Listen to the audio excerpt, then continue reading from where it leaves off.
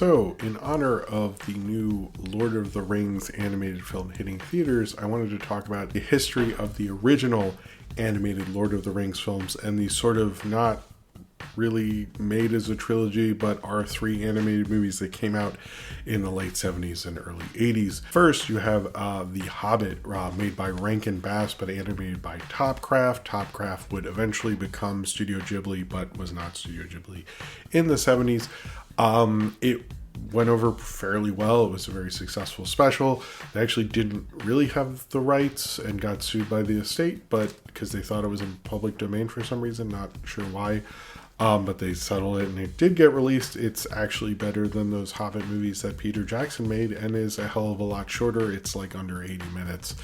And he actually falls asleep during the Battle of Five Armies instead of making a 2-hour movie and ruining New Zealand, labor laws or anything. And that Hobbit was actually a TV special. Came out in 1977, the same year as Star Wars. Kind of a big, sci-fi fantasy year, obviously. Then in 1978, Ralph Bakshi made his Lord of the Rings movie, which came out in theaters. It mostly contained Fellowship and like parts of Two Towers and not any of Return of the King. It was originally supposed to be called Lord of the Rings Part 1, but the studio felt like, who would see more than one Lord of the Rings movies? That's stupid. So we're not going to call that. People will feel like they're cheated if they see like one of those movies. That's really dumb. It was released and apparently was a pretty decent hit, kind of his biggest hit since Fritz the Cat.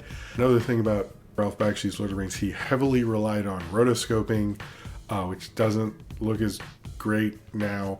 And it was actually an inspiration for Peter Jackson's Lord of the Rings. The whole thing where they're hiding under the tree, that's from, it's obviously from the book, but it's heavily inspired by Ralph Bakshi's Lord of the Rings. And it was a major inspiration on Peter Jackson when he was making his films also. But because of disagreements with the estate, and United Artists or whomever was running the studio didn't want to pay him more for the second one or anything like that, he did not get to make another Lord of the Rings movie, but they did kind of block Rankin Bass from releasing their Return of the King movie, which came out after. Now, the interesting thing about the Rankin Bass Return of the King is very weird. First off, they had The Hobbit.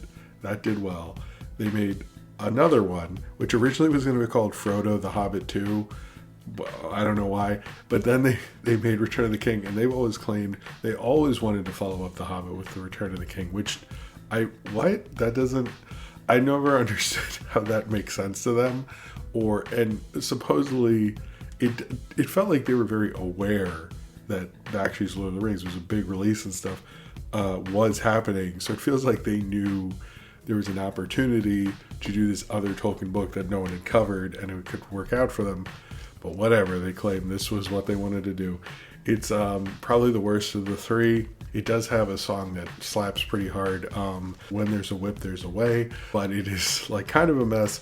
They are often packaged together because eventually Warner Brothers got the rights to all three and they're all on Max now. So if you ever thought they were purposely supposed to be a weird trilogy where Rankin Bass and Ralph Bakshi all work together and this Topcraft, who would eventually become Studio Ghibli, were all friends, it doesn't sound like that was true at all, because there were lawsuits and fights with the estate and everything like that. But that's our original kind of Tolkien movies. Originally, all we had were these animated movies, which used to actually be hard to get on video and see anywhere, and now they're all available. If you want to see the messy animated history of Tolkien, you should check them out. They're a lot of fun. The Hobbit's the best one, probably. I liked them a lot as a kid. It was definitely the only Ralph Bakshi movie I was allowed to watch for a long time. They're a lot of fun if you want to chill with your friends and watch some 70s animation. I would recommend checking them out. And hey, it's interesting to think that this Lord of the Rings is actually going back to the tradition that these films actually started. It's kind of cool that we're back to those, and I've always been a fan of those, even though I don't think they're as good as the Peter Jackson Lord of the Rings, but hey, they're better than those Hobbit movies, so that's kind of cool.